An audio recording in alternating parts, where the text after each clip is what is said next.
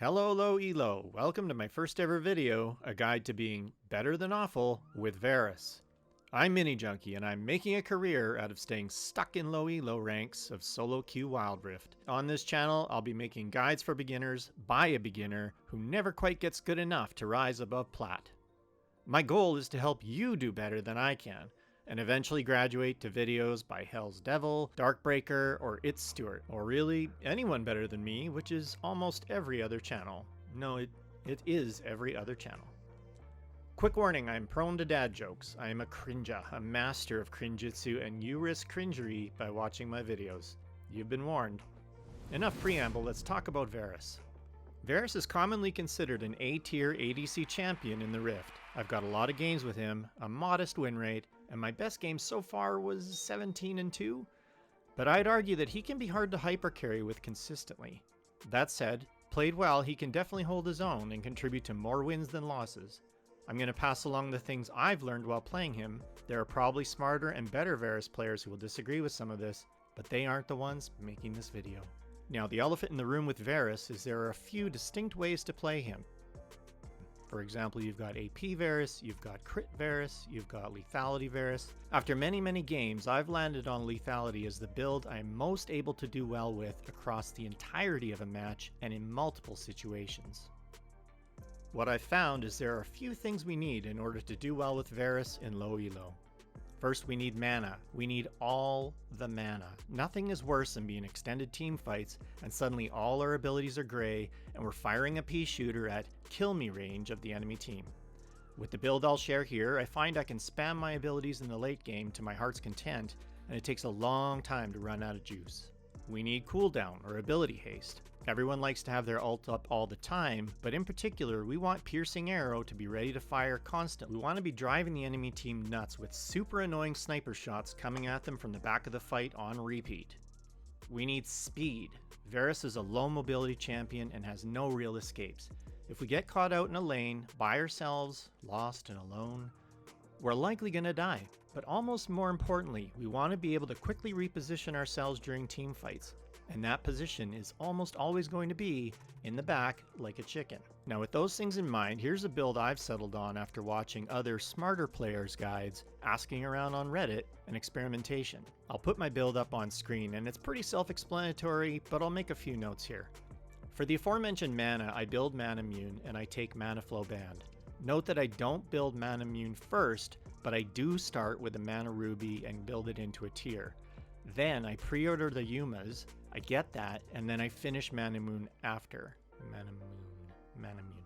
That feeds my need for mana pretty early in the match. It allows me to get a decent spike once I have Yumus, and Yumus also gets me the mobility I was talking about, so I can get around the map and find the fights or escape them.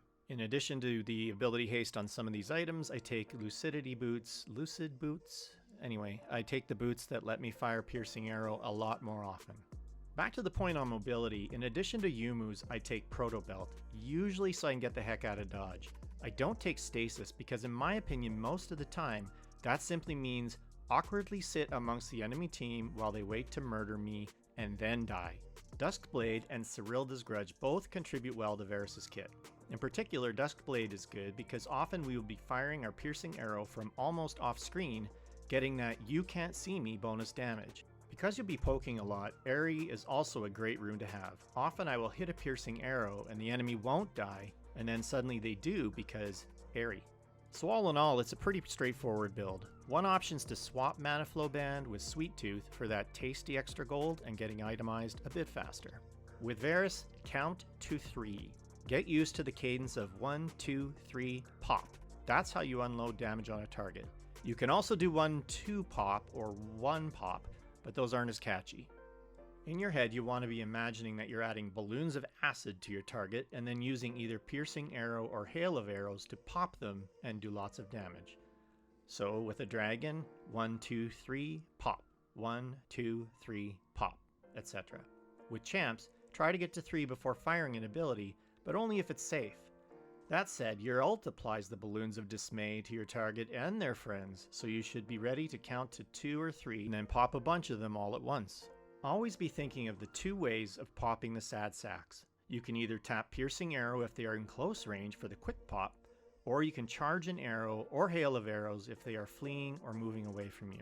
By the way, I did warn you this would be cringy. Real quick on skill order, I take skill 1 first because I like to be able to poke right away. Then I max the ult, of course, and skill 2, and then 3. Now the next tip is to get comfortable with being boring. Varus wants to be safe and secure, almost squinting to see the enemies, they're so far away. In the early match, play it safe. Get your last hits, get your gold, do your scaling. Put in the homework to get really powerful and a huge pain for the enemy team later in the match. At first, not dying is a big goal to have. Don't overextend. Dip in and out for your last hits. Be aware of your lane opponent's abilities. At first you will get bored. Your support will probably find you very tiresome. Even later in the match, hang back, scan the fight, look for low health bars, and poke away. I started to do better with Varus once I became a timid, risk-averse, and reluctant fighter, because I started dying way less. But before long, once you get your tier and your mana's up there and you start getting a good mana pool, you become a giant pain in the butt because you will be taking pot shots at the enemy team almost constantly. You may not get kills, but you can start to zone opponents, start to make recalling risky if they don't get out of your sizable range, and you can use your arrow to last hit multiple minions in a line because of all that mana you have. You have arrows to spare. You become the poke master, if that's a thing. Now, speaking of poking and popping tainted sacks, if you play Varus, you're probably also really good at high school geometry because he is all about the angles. Now, it takes practice. At first, you might find yourself firing your arrows and your ult all over the place, rarely at the enemy. I've had times where at a pivotal moment, a guaranteed kill, I literally fire my piercing arrow backwards. It's super embarrassing and everyone sees it. You'll also learn to anticipate your opponent's moves or see exactly where to fire the arrow to hit maximum minions for maximum gold. You want to fire where the enemy champion is going, not where they are, unless they've been immobilized. A great example is in the lane. A low health opponent is likely going one of 3 places: to the fruit, to the turret base, or just behind the turret where they feel safe. Your piercing arrow can find them there, take advantage of that, and ruin their day. Next tip is hold your fire. Something you must get used to capitalizing on is you can move while charging a piercing arrow. You can hold a shot and make it so the enemy player doesn't quite know which way to go to dodge it. And you can do something shooter players do, you can strafe.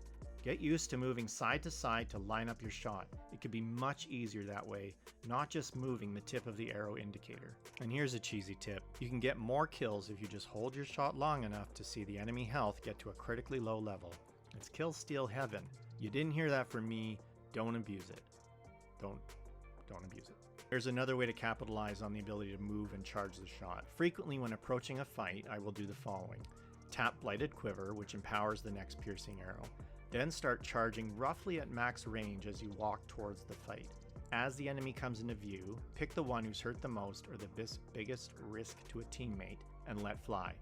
That arrow is going to come out of nowhere for the enemy. Now, Chain of Corruption, your ult, there's 2 key ways to use it. Firstly, and most obviously in team fights, wait for the enemy team to be as clumped up as you can and fire it off. Then count to 2 or 3, watch those sacks build up all over the place, and line up a good piercing arrow. Avoid wasting your ult on a single target unless it is to secure a kill. Secondly, use it defensively. If you're being chased or get ambushed, use it to root the biggest threat and proto-belt or flash out of there if you can.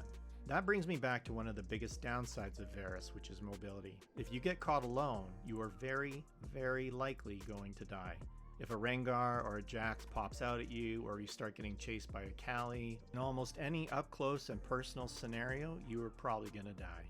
Your power is at long range. You're a sniper. Always be paranoid and avoid wandering lanes alone unless you have an exit plan in mind.